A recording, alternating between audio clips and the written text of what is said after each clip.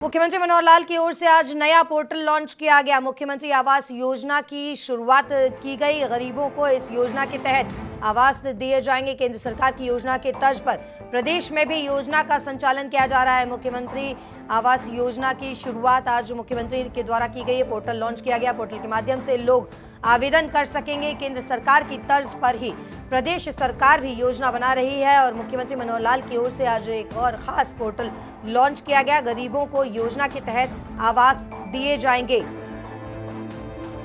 है और वैसे तो अच्छा होता, एक एक पोर्टल के साथ विषय में बताता तो ज़्यादा अच्छा होता, लेकिन फिर भी चूंकि सारे एक साथ लॉन्च हो गए हैं तो इसमें एक एक की जो जानकारी आपको इसलिए बता रहा हूँ कि हर एक पोर्टल का एक अपना महत्व है।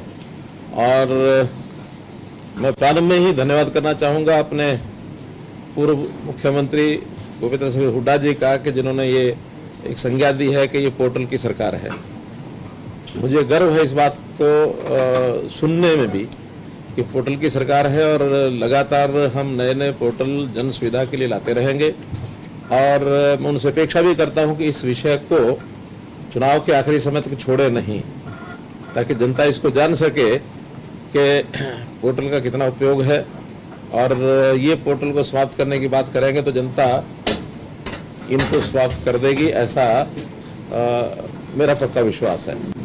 तो उस नाते से जैसे एक विषय आया था कि गरीबों की आवास की योजना, प्रधानमंत्री जी ने प्रधानमंत्री आवास योजना के अंतर्गत एक बहुत बड़ा अभियान सारे देश में चलाया हुआ है। हमने भी प्रधानमंत्री आवास योजना शहरी और प्रधानमंत्री आवास योजना ग्रामीण, इसके अभी तक 60,000 आवास या तो उनको पैसा मिल चुका है जो अपने आप बना रहे हैं, जो हमने बना करके देने थे उसकी चाबियां भी उनको दी गई हैं। कुछ उसमें से 12-13 हज़ार ऐसे जो अंडर कंस्ट्रक्शन है, निर्माणाधीन हैं, जैसा ही वो तैयार हो जाएंगे उनको वो दे दिए जाएंगे। लेकिन इसके बाद भी मांग अभी भी ऐसे गरीब परिवारों की है कि जिनको सबके सिर पर छत नहीं है।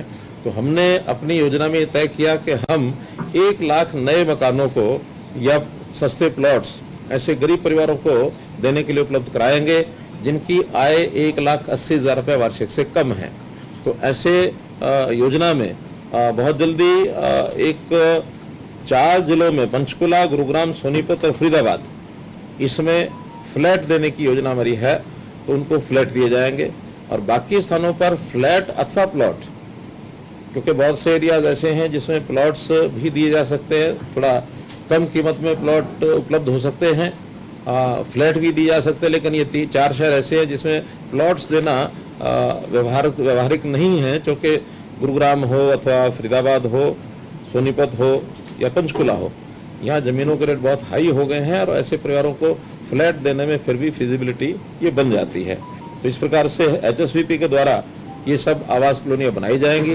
तो उसके लिए अभी तो हम उनकी एक प्रकार से डिमांड इस पोर्टल पर मांग रहे हैं, जो पोर्टल आज शुरू किया गया है, कि किनके यहाँ अपना मकान नहीं है और किनको उसकी आवश्यकता है, ताकि उस आवश्यकता के हिसाब से कितनी आवश्यकता किस जिला में, किस जिला केंद्र पर, अब ये शहरों के लिए है तो शहरी क्षेत्र के अंदर कहाँ की कितनी डिमांड।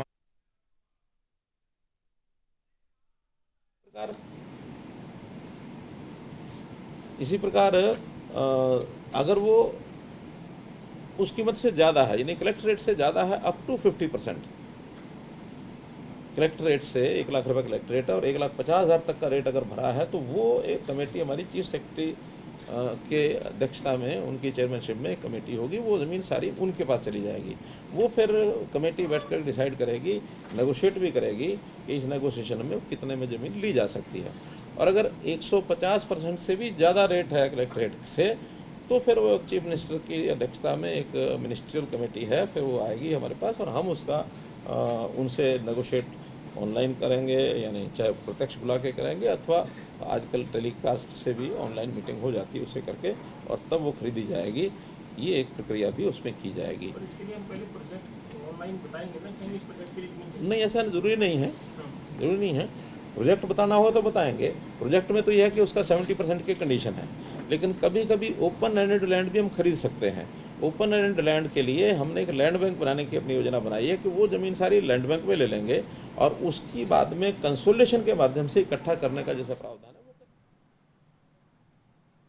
बढ़ते आगे, बल्लभगढ़ में 4 मासूम बच्चों का युवक ने अपहरण कर लिया। ये बच्चे घर से स्कूल के लिए निकले थे और बीच में बहला फुसलाकर युवक ने इन बच्चों का अपहरण किया। बच्चों को लेकर एम्स पहुंच गया ये युवक। एम्स में गार्ड को देखकर बच्चे रोने लगे। गार्ड्स के पैरों से लिपटकर ये बच्चे वहां रोने लगे। गार्ड्स ने पुलिस को इस पूरे मामले की सूचना दी। स्कूल के लिए घर से बाहर निकले थे बच्चे, लेकिन युवक ने बहला फुसलाकर इन बच्चों को